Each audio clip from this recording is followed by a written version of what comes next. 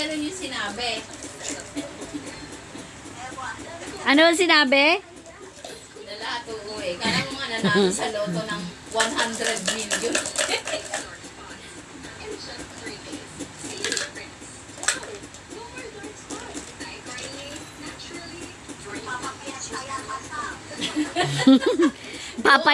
Papalit yun si Uncle.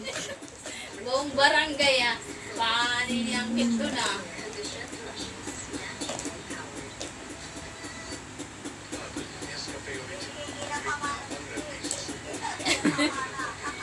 Kay Sid na lang iwan yung titulo. Reklamo siguro yan yung mga anak nila Anilo. Pag kay si Sydney yun inano, syempre mga ano din yun, pamangkin. Eh si Sydney, kabilaan ng pamangkin eh. Mga apo din kasi yun eh. Buti kung nag-iisa lang to si Sydney na ano, reklamo talaga yun yung mga ano, kapatid ni Arvin.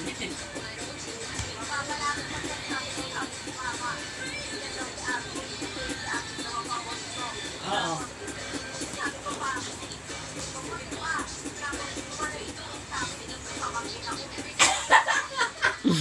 Ayaw nga pala. Ano sabi? Bibigyan daw si Arvin. Oo. Kasi yun daw ang pinakaano ni Uncle. Pinapaborito. Pinakamabait niya na ano sa lahat. Sabi niya, hirit daw si Cheryl. Ako, bibigyan din ako kasi pamangkin ko. Tama. Oo, tama. Kasi ikaw pamangkin eh.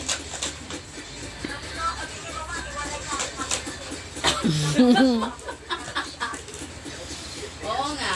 Paborito naman talaga niya yun eh.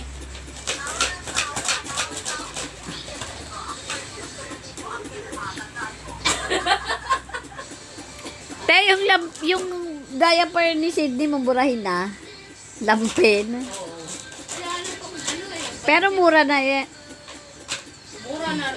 Mahal pa rin niya kasi umaabot yan ng 300 plus eh. Ilang peraso? 50. Oh, pwede na. Eh, galis, dalawang, hindi yata umaabot din naman yun. Depende sa pag ano. Pero mas mahal talaga yung binibili niya. 600, biro mo. 150. Ilang peraso? Pero din, 50. Dumodoble. Oo nga eh. Pero ay, okay na rin yun. Eh, ang mahal na pala nga ng binibili din.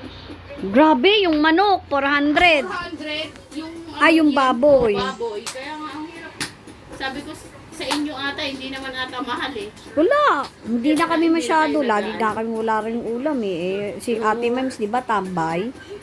Ako nga nag-ano eh. Pero nagbabalikan na ngayon ng mga ano Oo, nag-start na. Start na eh. Parang inano na lang nila mag-iingat siguro. Sa Japan, ganun eh.